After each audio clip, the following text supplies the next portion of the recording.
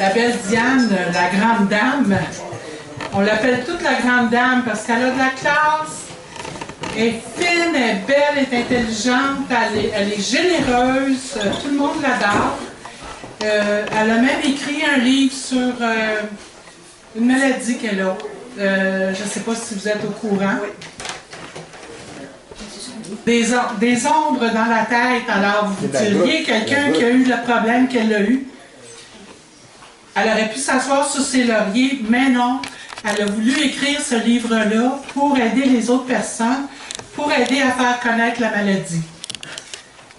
Alors, je l'ai adoré, ça se lit comme un roman, et c'est Diane telle qu'elle est.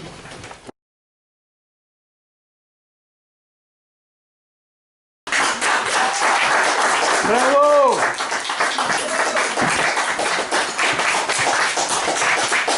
Eh bien, bonjour tout le monde. Mon Dieu, je suis contente que vous soyez là. Je vous remercie. Ça me touche au plus profond de moi-même de vous voir, de vous sentir, maudit micro.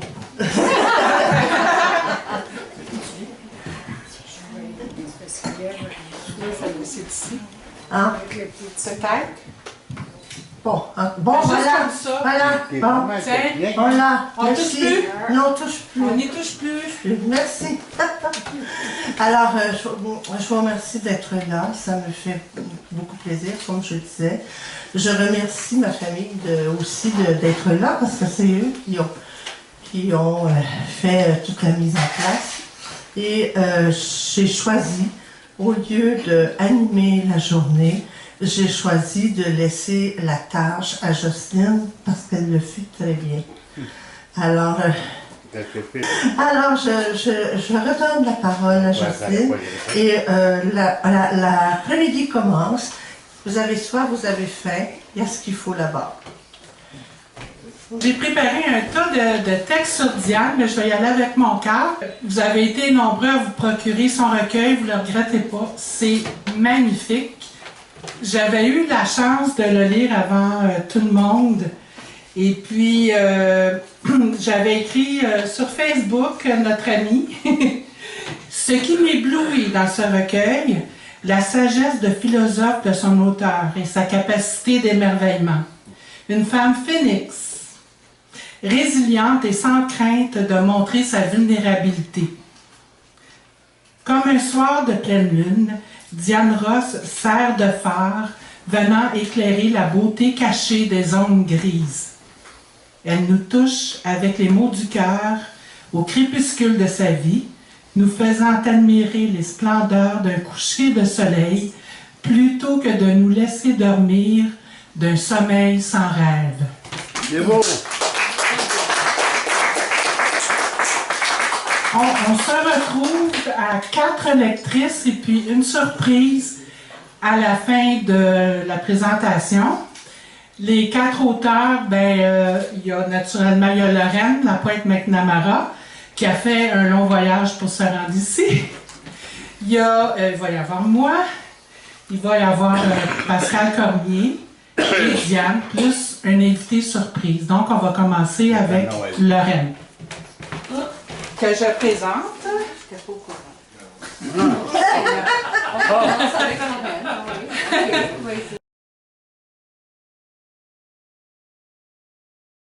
Lorraine Lapointe. Oui. Alors, Lorraine est québécoise. Inspirée par l'eau et le fleuve qu'elle côtoyait enfant dans Charlevoix, c'est là qu'elle a écrit ses tout premiers poèmes. Elle a étudié en journalisme et en théâtre. L'Embarcadère, revue de la Société littéraire de Charlevoix, a publié l'un de ses poèmes en 2013, La fille du fleuve, qu'elle a lu l'année dernière ici à mon lancement. Donc, c'est un petit peu la raison pourquoi Diane avait choisi l'endroit ici. Et ça fait 1 an, presque jour pour jour. Donc, La fille du fleuve, rétrospective de la mémoire et de la Fondation du Québec, hommage et litanie à toutes ces femmes qui ont construit son histoire. Elle a aussi publié avec Diane, Pascal et moi-même dans le recueil La Révolution poétique, publié au Québec. Lorraine a collaboré à plusieurs ouvrages, dont un recueil intitulé D'une mer à l'autre. Beau recueil de poésie traitant exclusivement de la mer et des gens qui vivent près et tout ça. C'est très, très beau. Donc, il y a une soixantaine de poèmes coécrits avec une auteure française, Béatrix Delarue, en partie en France et l'autre partie sur Skype.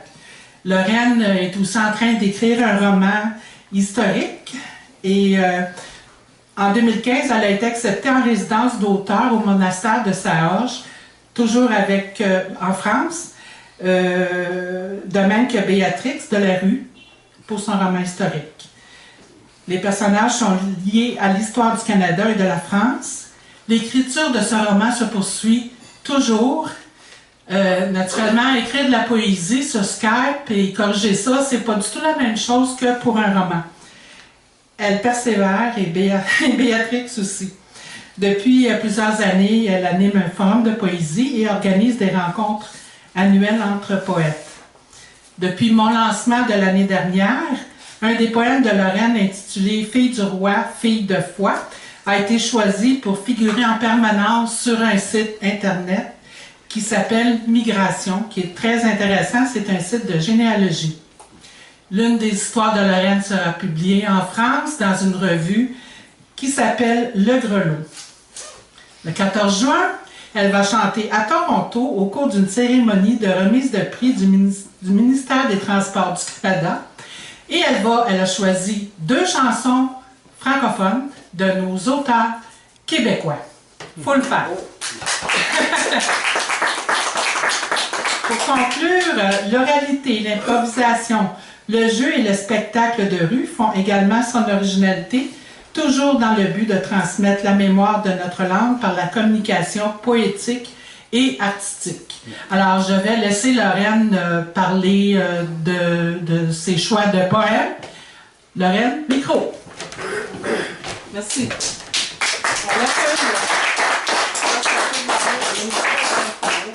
Ah, le micro, t'es un peu haut, vas-y. Oui, je sais pas, j'en ai peut-être pas besoin. Mais alors, après une présentation comme ça, là, j'ai le souffle coupé. Et puis, je devrais peut-être me cacher. 1, 2, 1, 2, vous m'entendez? Non, il est trop haut, là. 1, 2. Un petit peu. Oui, ça va. C'est beau, là. Merci. Ben, je pense que je vais mettre mes lunettes puisque je suis fortement émue. Là, je ne sais pas quel accent prendre. Est-ce que je... Québécois. Ok, ben c'est pareil d'abord. Bon. Je parle en québécois, je parle en québécois. Tu veux-tu l'accent du Lac-Saint-Jean? Fais pas simple, cher. Bon, alors j'ai choisi 3 poèmes. J'ai eu l'honneur que Diane me demande de venir lire ici. C'est un vrai honneur parce que sa poésie est merveilleuse. Et puis, comme je suis un peu dramatique dans la vie, dans mes choix en écriture, etc., ben, j'ai choisi 3 poèmes. Je ne sais pas lequel je vais lire en premier. Je vais faire un inimini. Et il y en a un qui s'appelle Victime volontaire. L'autre s'intitule Crier avec moi. Et le dernier ou le premier s'appelle Crier le suicide. Crier au suicide, le premier. Oui, je pense que oui. Et j'ai pas eu le temps de les apprendre par cœur parce que la vie étant ce qu'elle est. Oh, Lorraine, je déçois! Oui, je sais. Ok. Alors, crier au suicide. Quand la vie qui parcourt le corps n'a le goût que de la froidure, il est difficile de ne pas garder silence. La honte et la peur s'entremêlent pour effilocher l'espérance. Une idée persistante vient murmurer au cœur une possible félicité. Une indifférence se pose dans le regard qu'on essaie de camoufler. Se taire et faire semblant jusqu'à ce que tout se replace dans l'ordre établi. Peut-être est-ce une solution.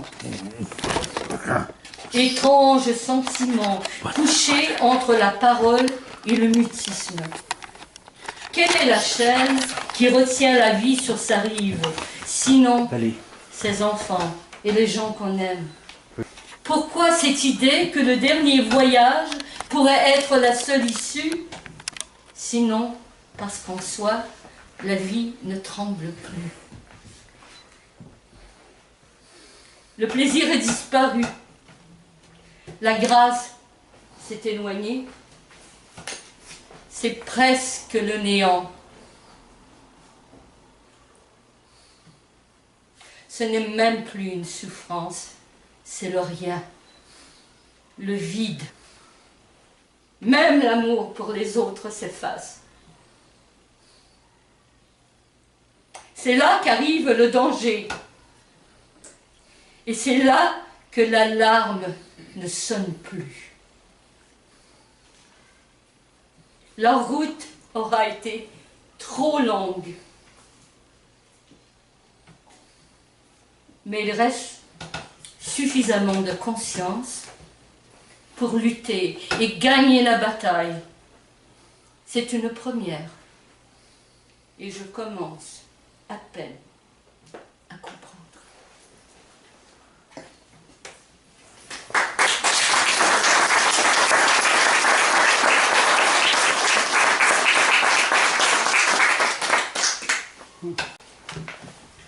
On finira par le cri. Le dernier s'appelle Crier avec moi. Alors entre les deux, je vais mettre les victimes qui sont volontaires ou pas. Victimes volontaires. Elles se dressent du haut de leur personnage pour crier leurs révoltes abîmées. Elles ont les mains qui tremblent de rage, les préjugés plein leurs habits cirés. Elles sont grandes, fortes et belles. Elles donnent raison à leurs gros mots, sans regarder sous les pierres, se croyant seules, mal aimées et d'après-guerre. Des souffrances ont creusé les rivières. Dans l'espérance de ces gens sévères, plus jamais les rivages de sable ne seront partagés avec les aimables. Elles se croient seules, ensemble, avec elles-mêmes, sans se soucier des gens de la terre qui ont eu leur douleur de blasphème, sans éclabousser les gens de verre. Je voudrais vous aimer sans m'écorcher, mais vous me blessez avant de savoir. Je n'ai aucune chance de m'échapper du plus profond de ce vin d'égorgeoir.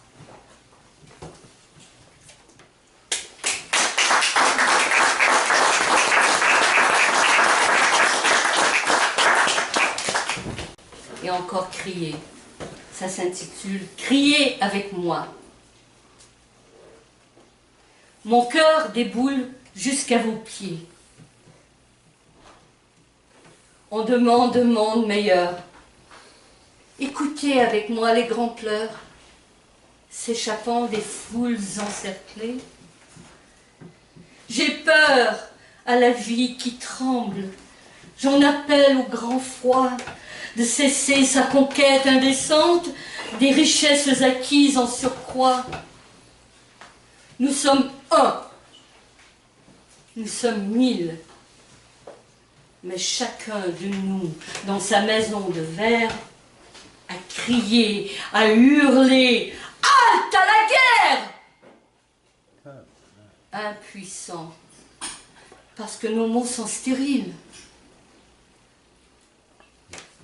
Nous sommes là, à vous regarder,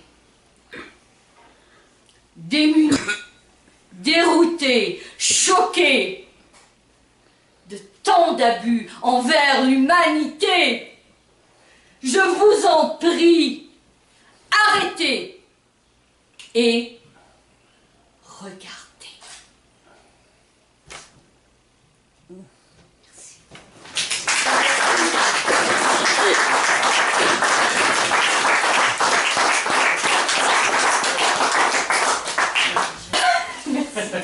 Je trouve tes peuges puis tes pantalons. Merci. Merci Lorraine pour cette interprétation magnifique qui est une valeur ajoutée au poème de Diane.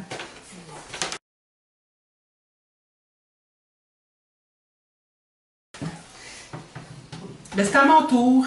Vous me connaissez tout le monde. Je vais lire 3 poèmes. Le premier s'appelle « Mes amis ». Le deuxième, « Lorsque le silence se plaint ». Et le dernier, « Fin de l'Exode ». Je vais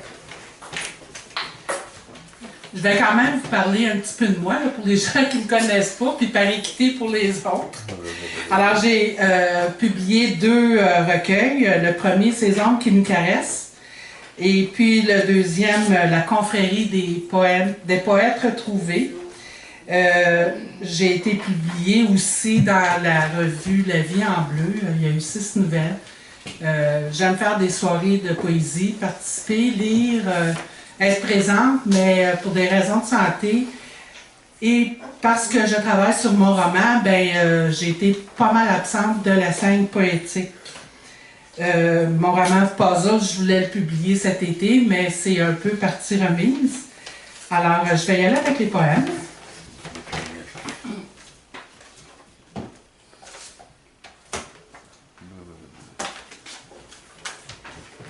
Je ne suis pas comédienne. Alors, mes amis, j'ai une citadelle de coquillages où l'air est des plus grands parfums.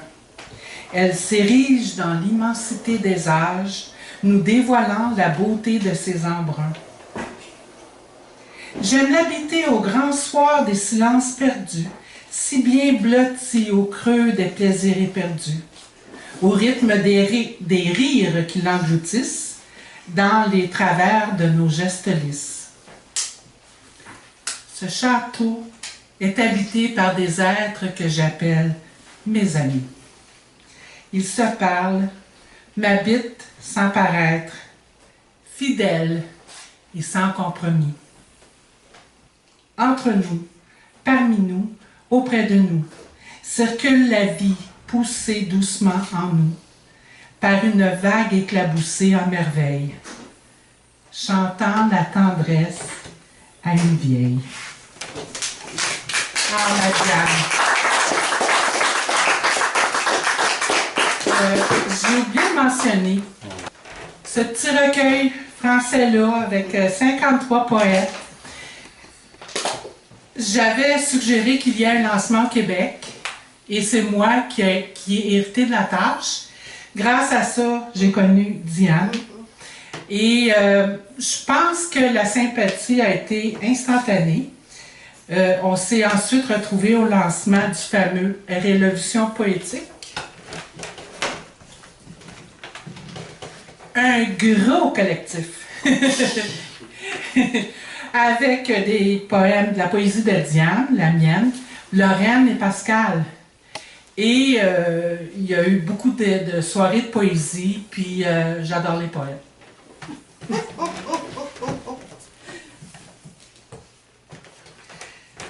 Le silence. De quelle couleur, silence, t'habilles-tu? Lorsque la joie déborde en cachette, dans le brouillard des êtres bossus, des têtes fières de fauvettes. De quelle odeur te parfumes-tu quand une attente angoissante frissonne sur les bords des rues, sous la lumière agonisante? Dans ma chambre, le silence. Mauve, oui mauve, sentant la violette, douce et vaste jusqu'à l'indécence, me happe, traversant ma silhouette. Le silence a sa magnifique musique que j'entends à travers mon désert, se remplit de lui-même dans un cantique en s'offrant le plus beau des concerts.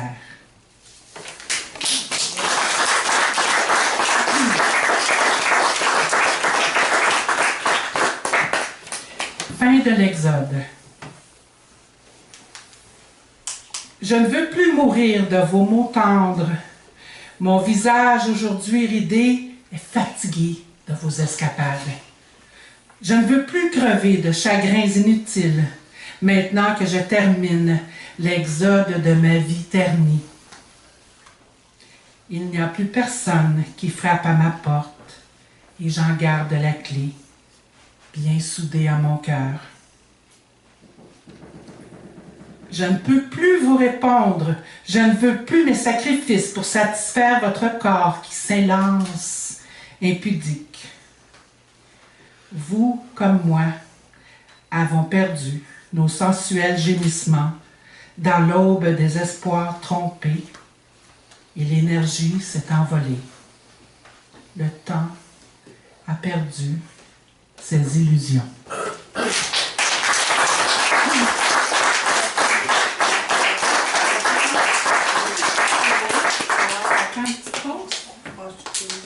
Non. À moins que quelqu'un en veuille. Ouais, on peut peut-être allouer 5 minutes là, pour Oui. le breuvage. On va prendre une petite pause de 5 minutes, là, vu qu'il fait très chaud. D'accord? Si vous voulez vous abreuver. Si vous voulez vous abreuver. Ou manger un Puis ne petit peu. quittez pas tout de suite parce qu'il reste Pascal et puis Diane et puis on a une surprise aussi. Merci beaucoup de votre attention. Merci. Elle vise bien, hein? Beau travail. Non, il n'y en a plus, je pense. Mais.